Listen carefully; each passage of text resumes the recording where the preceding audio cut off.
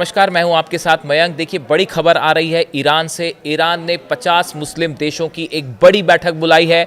देखिए, खबर आई जिस तरह से कि इजराइल में नेतन्याहू कैबिनेट ने एक प्रस्ताव पास किया है और इस प्रस्ताव के मुताबिक गजा पर कब्जा करने की मंजूरी दे दी गई है इजरायली फोर्सेस को। इस खबर के बाद ईरान अब खुलकर गजा के बचाव में सामने आ गया है, या हम ये कहें कि गजा की आखिरी जंग शुरू हो गई है तो ये बिल्कुल गलत नहीं होगा।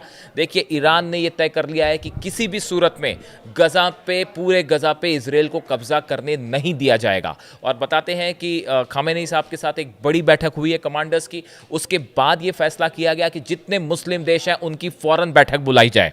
और देखिए, जो खबर है एग्जैक्ट मैं आपको बताऊं, Iran has called for an emergency meeting of organisation of Islamic cooperation, that is OIC, after Israel's war cabinet approved a new operation in Gaza city. Gaza में जैसे ही को लेकर इजराइल ने प्रस्ताव पास किया कि वहां पे पूरी गजा में अब कब्जा कर लिया जाएगा, उसके बाद ईरान ने सबसे पहले जो है OIC देशों की बैठक बुलाई है। और Iranian foreign minister Abbas Araghchi urged Saudi and Turkish counterparts to act swiftly. जो अब्बास अराक्ची हैं विदेश मंत्री ईरान के, इन्होंने तुर्की और सऊदी अरब के विदेश मंत्रियों को कहा है कि फौरन बैठक बुलाइए और इजराइल के इस प्रस्ताव के खिलाफ, इसके पहले कि इजराइल गजा में पूरे गजा पर कब्जा करने की कोशिश करे, इजराइल को रोकना जरूरी है। इसके खिलाफ फौरन मीटिंग करिए और फैसला लीजिए। कुल मिलाकर देखिए, ईरान जो है अब गजा की, हम इसमें कोई डाउट नहीं है कि गजा के लिए आखिरी जंग शुरू हो चुकी है। 60,000 से ज़्यादा फिलिस्तीनी मारे जा चुके हैं, लाखों फिलिस्तीनी जो है वो अपने डिस्प्लेस हो चुके हैं। इन हालात में नेतन्याहू गवर्नमेंट का ये फैसला कि अब पूरे गजा पे कब्जा कर दिया जाए, ये बेहद ही खतरनाक प्लान है। हम देख रहे हैं किस तरह से फिलिस्तीनी जो है वो सफ़र कर रहे हैं गजा में। उसके बाद जो है अब ईरान की तरफ से हमने, देखिए, मैंने पिछले वीडियो में भी आपको कहा था, बताया था कि गजा को लेकर जल्दी ही ईरान और इजराइल आमने सामने हो सकते हैं। देखिए, कई बार हमारे दर्शक हमसे पूछते हैं, आप लोग कई बार ये सवाल करते हैं कि आपकी कई बार कहा जाता है कि आपकी इन्फॉर्मेशन बिल्कुल सही होती है या आप जो कहते हैं उसके कुछ दिनों बाद ऐसा हो जाता है। उसकी वजह है हम थॉरो रिसर्च करते हैं और फैक्ट्स के आधार पर अपनी खबरें बताते हैं।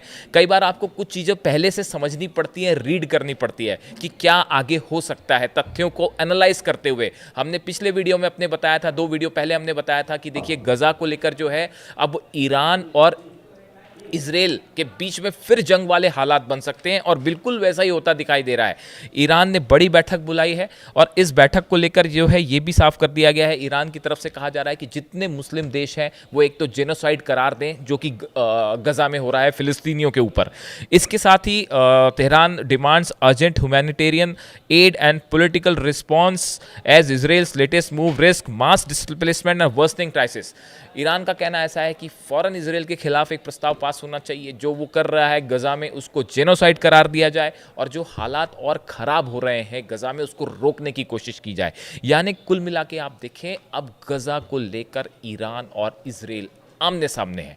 और अब सवाल यह है कि इसको लेके OIC जो है, ऑर्गेनाइजेशन ऑफ इस्लामिक कोऑपरेशन, 50 करीब मुल्कों की बैठक हो सकती है बुलाई, कोशिश है ईरान की जो इस पे शामिल हो।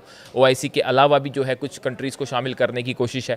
तो अगर ये देश इस बैठक में शामिल होते हैं, क्या ये ईरान के एजेंडा पर कोई कॉमन प्रोग्राम बना पाएंगे? क्या इजराइल के खिलाफ इजराइल को रोका जाएगा गजा पे कब्जा करने से?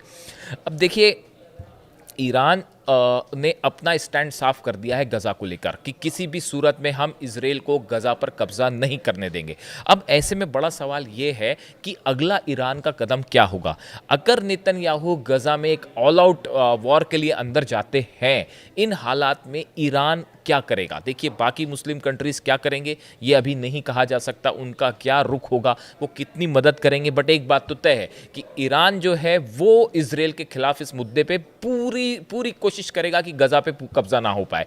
इन हालात में क्या फिर वॉर वाले जोन की तरफ हम आगे बढ़ रहे हैं? क्या फिर ईरान और इजराइल के बीच जंग हो सकती है, या किसी तरह का हम देखें कि सीज फायर टूट सकता है?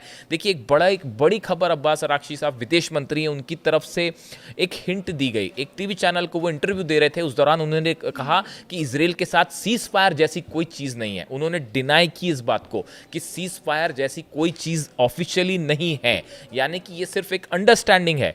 क्या ये एक प्रकार का हिंट था कि सीज फायर कभी भी खत्म हो सकता है और फिर जंग हो सकती है? उसके बाद अब ये ओआईसी की बैठक, नेतन्याहू कैबिनेट का प्रस्ताव पास।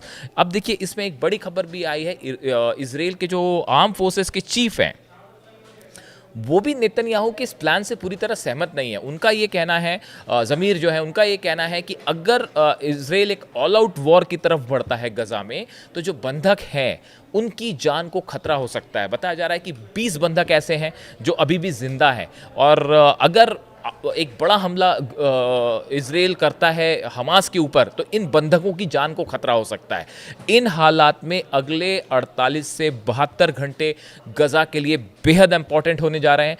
इस पूरे मामले में हमारी नज़रें बनी हुई है कि अगला क्या कदम होगा ईरान का, क्या इजराइल आगे बढ़ेगा इस मामले में, अमेरिका का क्या रुख होगा, क्या विटकॉफ के ज़रिए फिर किसी तरह के सीज़ फायर वाली बात होगी कि भाई हमास के साथ कोई सीज़ फायर वाली बात हो जाए। हालांकि ऐसा होता नहीं दिख रहा है, और हम ये कह सकते हैं कि अगले 48 घंटे गजा के लिए बेहद महत्वपूर्ण है, और एक ऑल आउट वॉर शुरू हो चुकी है और उसमें ईरान और इजराइल आमने सामने है। इससे अपडेट जो भी होगा हम आप तक पहुँचाएंगे। Thank you so much.